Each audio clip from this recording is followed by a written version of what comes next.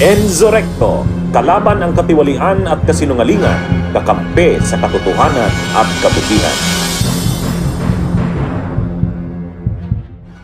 Madayaw, mayong adlaw kaninyong tanan. Magandang araw sa inyong lahat. Nakikiisa ako sa sambayan ng Pilipino sa pagdarasal, pag-aayuno at pagbubukas ng ating puso ngayong Semana Santa. Ito ay mahalagang pagkakataon upang pagnilayan natin ang banal na pag-aalay ng buhay ni Jesus upang iligtas tayo sa ating mga kasalanan. Magsilbisa ng ilaw sa atin ang sakripisyo ni Jesus at patatagin natin ang ating pananampalataya sa mga panahong tayo ay nagiging mahina, nawawalan ng pag-asa o punong-puno ng pasanin, galit at mga hangaring lumaban sa ating kapwa. Habang dumaranas ang bayan ng matinding pagsubok at lalong lumalalim ang pagkawatak-watak, ang Kwaresma ay paanyaya para sa panahon ng paghilom, pagbabalik loob at pagbabalik tanaw sa mga pinahalagahan nating mga Pilipino, malasakit, pananampalataya at pagkakaisa.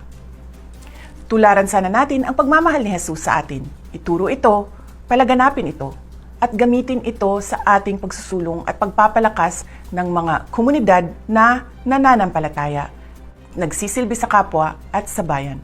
Manalig tayo, magkaisa tayo, malalampasan natin ang dilim. God save the Philippines.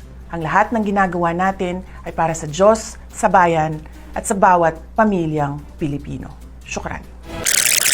Pero po ako, hindi po talaga ako magpapatawad. Bullshit kayong lahat. Drag me to hell. They can drag me to hell. Pagdating nila dun, ako pa rin yung presidente ng impyerno. Gusto ko tanggalin yung ulo niya ba?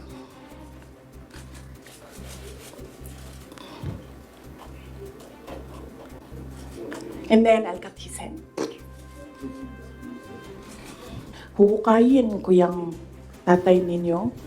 Itatapon ko siya sa West Philippine Sea. Sinabihan ko si Senator Amy.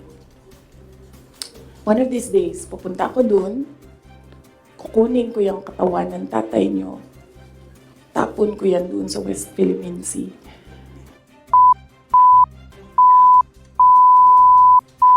May kinausap na ako na tao. Sinabi ko sa kanya, kapag pinatay ako, patayin mo si BBM, si Lisa Araneta, at si Martin Romualdez. No joke. No joke. Nagbilin na ako, ma'am. Pag namatay ako, sabi ko, huwag ka tumigil hanggang hindi mo mapatay sila.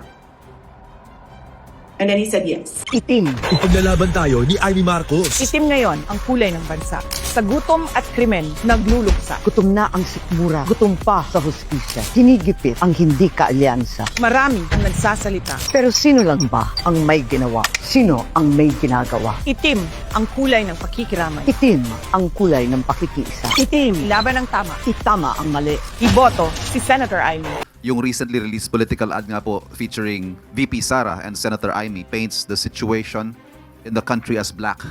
Kulay ng pagluluksa due to hunger, crimes, and injustice, which is a clear imputation of failure of the Marcos administration. What does the palace have to do with it? You just said it is recent?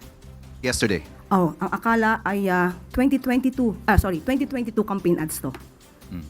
Dahil sa mas na-describe ang kapanahunan ng nakaraang administrasyon dun sa nasabing campaign ads.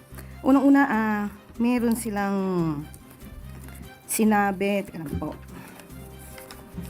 tungkol sa madilim, wait lang, saan ba yan? Ayun. Itim ngayon ang kulay ng bansa. Sa gutom at krimen nagluluksa. So,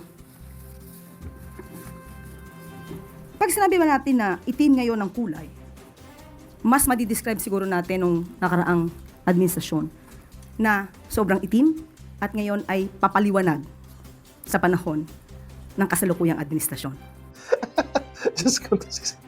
Diyos ko si Yusek Clip. Umaapaw ng sarcasm. Alam mo, okay lang. I would rather have tulad ng tinatawag ni Malutikia na butangera na spokes kaysa yung pa-formal-formal pero sinungaling. At saka ba't na-offend ang mga DDS kay Yusek Claire? Yung poon nga nila, si Rodrigo Duterte, kung mambastos, wagas. Puro mura pag nagsispeak, puro pambabastos sa mga kababaihan. Diba? May mga great jokes pa. Pag may namita OFW, natipuhan niya, bigla na lang niya kahalikan. O, kahit nagpupumiglas yung babae, ay, ganun eh. O, asal DOM eh. Asal DOM talaga. Legit. No joke. No joke. Asal DOM. Yun ang itim. Itim ang budhi. Oo.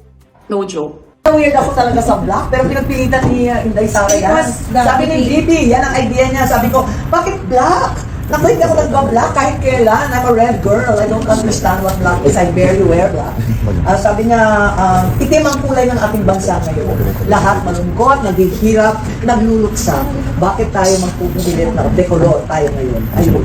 Gusto niya, luksa talaga. Sabi ko, ang weird naman. Sino boboto sa atin yan? Kung political ads to, nakakalungkot. You think Monday's endorsement of the VP Sara will really boost your senatorial bid? Well, I think both the VP and I forgot about the elections, and I was joking that we are perhaps victims of PTSD, medyo post-traumatic stress disorder sa tuloy-tuloy ng mga pangyayaring na hindi magaganda. Medyo, I'm not able to express my thanks and the great honor she's endowed upon me for endorsing me. The truth be told, I think both of us forgot about the election almost entirely, and following the extraordinary rendition of President Duterte to The Hague, I think, like many of our countrymen, we were quite traumatized. In my case, it felt like a repeat of a nightmare that occurred, and I saw only my father being taken to Hawaii. Kaya medyo masama ang loob ko noon at hindi ko na naisip yung kampanya. Pero ang sabi ni Senator Robin, pati ni Vice President, ang sabi nila, ang utos daw ni former President Duterte, umuwi na kayo at mangampanya. Kaya biglang nangampanya. At biglaan lang naman yung ad na yun. Naalala namin, kasi ako nakatutok sa hearing, nakatutok sa budget, nakatutok sa kung saan-saan. Abay, sabi nga, hey, mangampanya na tayo at biglaan kami nag-taping ng the following day. Strangely, at least to me, the Vice President said that it has to be black. Sabi ko, what kind of political ad is in black? What are we going to do? Why black? Because black is the color of the country today. And I suppose she's right. And as a result, we shocked the entire thing dressed in black, which I thought was rather grim, but at the same time, it's entirely appropriate. So that's what happened. Itim. Bunyog, bunyog, halikan na kasama ka. Bunyog, kapag buklod ay may pag-asa. Luzon, Visayas, Mindanao, isa ang pananaw. Sa bagong Pilipinas ang bunyog isisigaw.